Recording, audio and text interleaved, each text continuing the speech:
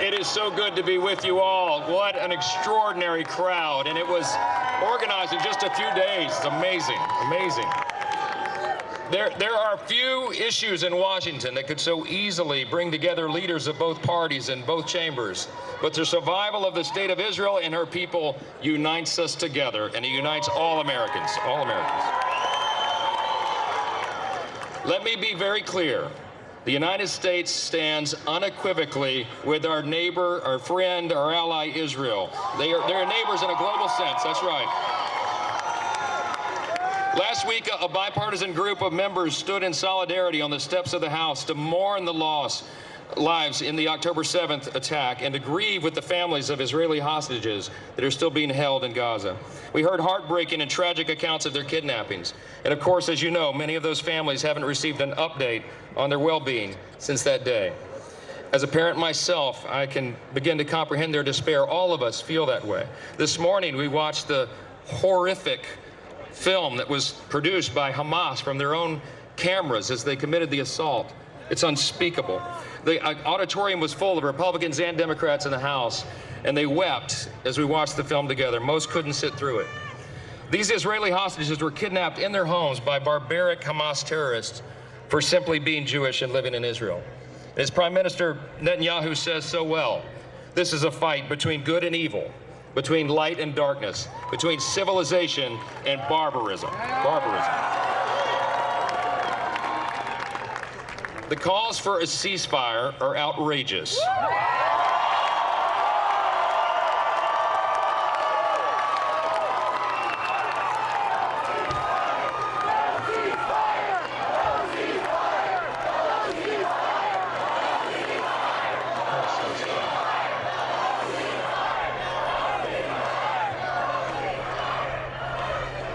We stand with you in that. Hamas terrorists waged the bloodiest assault on Jewish lives since the Holocaust, and there are hundreds of hostages, many of them Americans, still stuck inside Gaza.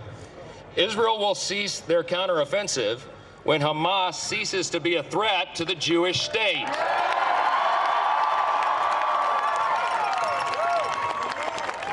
But Hamas's genocidal and anti-Semitic rhetoric isn't just confined to Gaza, as you know.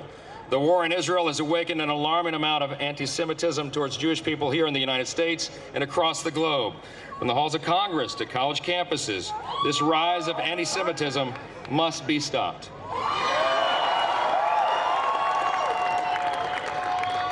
We've heard many echo the Hamas rallying cry of "from the river to the sea," and I'm convinced that a lot of these college students that are engaging in these protests do not understand that is an explicit call for the extermination of Israel.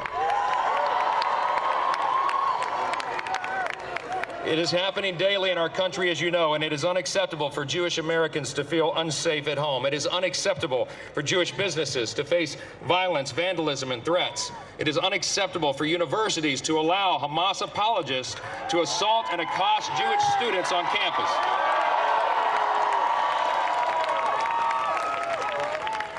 It is unacceptable for any political leader in this nation to give credence to this dangerous rhetoric.